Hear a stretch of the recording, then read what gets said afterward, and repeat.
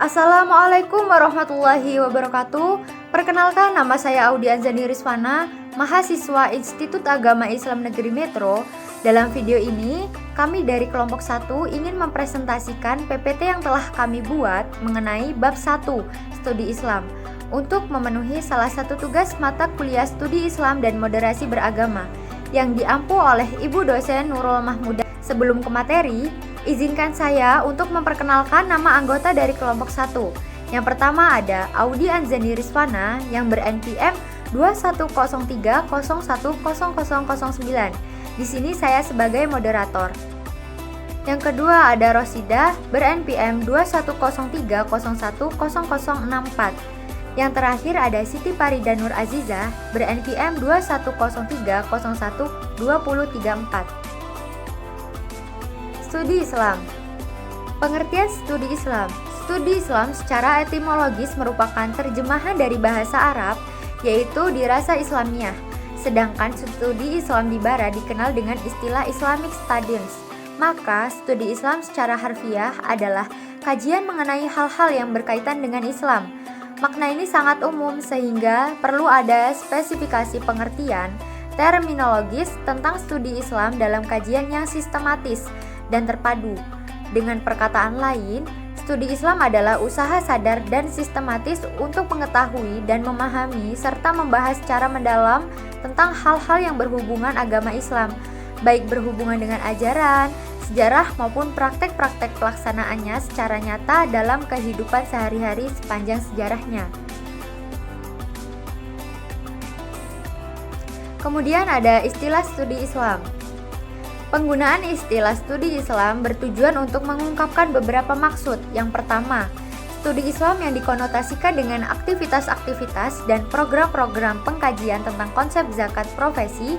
Yang kedua, studi Islam yang dikonotasikan dengan materi, subjek, bidang, dan kurikulum suatu kajian atas Islam seperti ilmu-ilmu agama Islam, yaitu fikih atau kalam. Yang ketiga ada studi Islam yang dikonotasikan dengan institusi-institusi pengkajian Islam, baik dilakukan secara formal di perguruan tinggi maupun yang dilakukan secara non-formal seperti forum-forum kajian dan halaqoh-halaqoh. Baik, materi selanjutnya akan dilanjutkan oleh teman saya yang bernama Siti Farida Nur Aziza. Kepadanya saya persilahkan. Perkenalkan, nama saya Siti Farida Nur Aziza, NPM 2103012034. Di sini saya akan meneruskan materi tentang aspek-aspek keislaman masyarakat dan budaya Muslim Islam. Ada 3 pola kerja perbedaan yang masuk dalam ruang studi Islam. Yang pertama, pada umumnya kajian normatif agama Islam dikembangkan oleh sarjana Muslim untuk memperoleh ilmu pengetahuan atas kebenaran keagamaan Islam. Kajian ini banyak berkembang di masjid, madrasah, dan berbagai lembaga pendidikan lainnya. Yang kedua, kajian non-normatif agama Islam.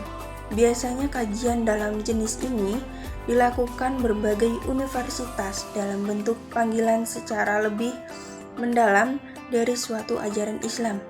Yang ketiga, kajian normatif atas berbagai aspek keislaman yang berkaitan dengan kultur dan masyarakat Muslim dalam lingkup yang lebih luas.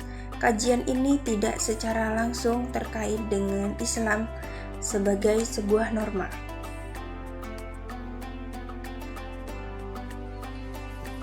Selanjutnya, B. Urgensi studi Islam. Yang pertama, urgensi studi Islam dapat dipahami dan diuraikan. Yang kedua, munculnya perbedaan pandangan antara insider dan outsider yang memerlukan jalan tengah. Yang ketiga, umat Islam saat ini berada dalam kondisi problematik. Yang keempat, umat manusia dan peradabannya berada dalam suasana problematis. Yang C, sumber ajaran Islam, primer dan sekunder. Islam merupakan agama yang ajaran-ajarannya diwahyukan Tuhan kepada masyarakat manusia melalui Nabi Muhammad SAW. Secara istilah adalah mengacu kepada agama yang bersumber pada wahyu yang datang dari Allah Subhanahu wa Ta'ala, bukan berasal dari manusia dan bukan pula berasal dari Nabi Muhammad SAW. Kemudian kalangan ulama sepakat bahwa sumber ajaran Islam yang utama adalah Al-Quran dan Al-Sunnah, sedangkan penalaran atau akal pikiran sebagai alat untuk memahami Al-Quran dan Al-Sunnah. Ketentuan ini sesuai dengan agama Islam itu sendiri, sebagai wahyu yang berasal dari Allah Subhanahu wa Ta'ala. Sumber ajaran Islam digolongkan dalam dua macam, yaitu sumber ajaran Islam primer atau Al-Quran dan hadis. Selayang pandang moderasi beragama. Pengertian moderasi beragama adalah wacana keagamaan yang berkembang sejak beberapa tahun ke belakang hingga sekarang. Wacana ini digaungkan kembali oleh Kementerian Agama Republik Indonesia karena merespon ekspresi keagamaan yang dianggap membahayakan kehidupan berbangsa dan bernegara.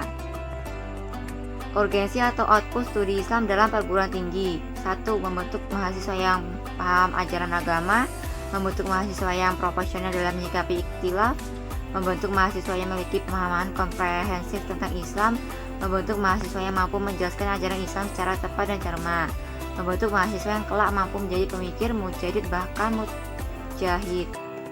Tujuan studi Islam.